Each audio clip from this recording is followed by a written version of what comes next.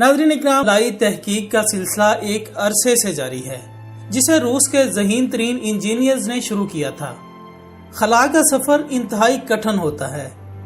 इंसानी हाथ से बनाई गई मशीन अक्सर धोखा दे देती है। यही वजह है कि खला में कई अलमनाक हादसात पेश आ चुके हैं।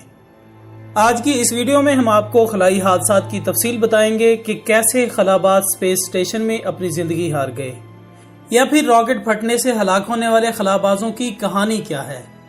इन तमाम वाक़यात की तफसील हम आपको बताते हैं, लेकिन आपसे गुजारिश है कि वीडियो को स्किप किए बगैर आखिर तक लाजमी देखिएगा। तो आइए नाजरीन, चलते हैं आज के इस मौजू की जानिब।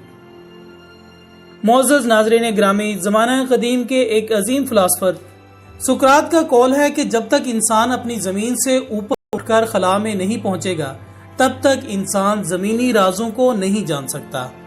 ये उस ज़माने की बात है जब इंसान इतने मॉडर्न और तरक्की याफ्ता नहीं थे। उस वक्त का इंसान आसमान पर चमकने वाले सितारों, सूरज और चांद को देखकर ये अंदाज़ा लगाता था कि हमारी ज़मीन पूरी कायनात का मरकज़ है। ताहम बाद-अज़ां साइंसी तरक्की ने यह बात गलत साबित कर दी। खलाई सफ़र की सबसे पहली दास्तान एक यूनानी राइटर ल्यूसियन ने लिखी थी। इस कहानी के बुनियादी किरदार ने गिद्ध और उकाब के परों की मदद से चांद का सफ़र किया था। अगरचे ये कहानी तफरीहन लिखी गई थी, लेकिन इसके साथ ही खला में सफ़र का तस्वुर सामने आया। खला ज़्यादातर सर्द, तारीक और बिल्कुल वीरानो सुनसान है। अगर हम रोशनी की रफ्तार 1,86,000 मील फी सेकंड से सफ़र करें तो भी करीब तरीन सियारे तक पहुंचने में तकरीबन हमारे खलाई जहाज को 4.25 साल लग जाएंगे। और यकीनन हमारे खलाई जहाज रोशनी की रफ्तार से सफ़र नहीं कर सकते। खला में सफ़र करने, आसमान की वुसअतों को नापने की ख्वाहिश तो इंसान के दिल में अज़ल से थी, लेकिन 1608 में जब गलीलियो ने दूरबीन बनाई और खलाई मुशाहिदा करने के बाद इसने किताब में चांद की कहानी लिखी और कहानियों में चांद को नाहमवार, खुरदरा वगैरह बताया, तो गलीलियो की किताब ने कहानियां लिखने वालों को नया मौजू फराहम कर दिया।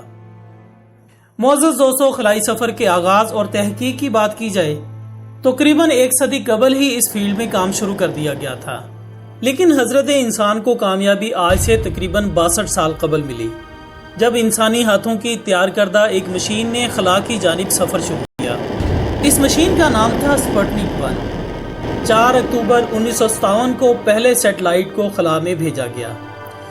स्पुतनिक नामी इस सैटेलाइट ने इंसान के खलाई सफ़र का आगाज़ किया। इसे लॉन्च करके सोवियत यूनियन ने एक तारीख रकम कर दी।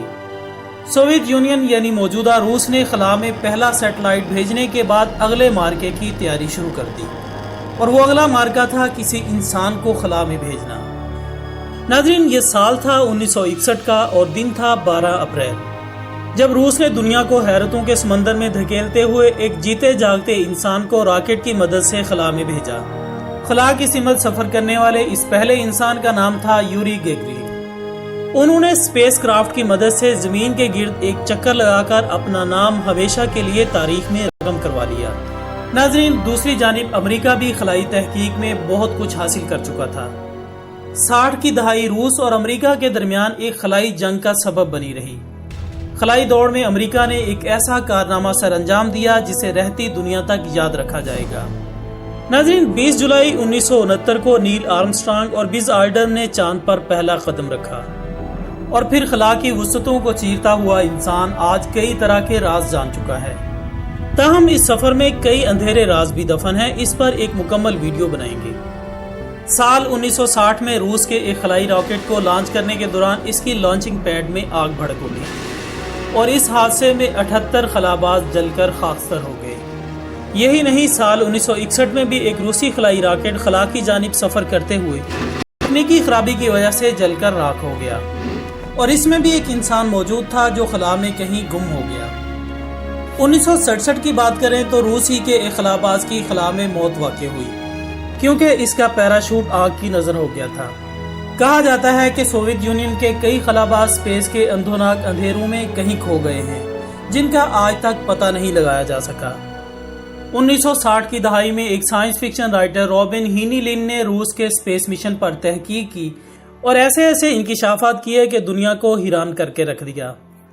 मोअज़्ज़ज़ दोस्तों, तहकीक के दौरान रॉबर्ट को मालूम हुआ कि एक स्पेस मिशन कोरेबल स्पुतनिक 1 के नाम से खला में भेजा गया।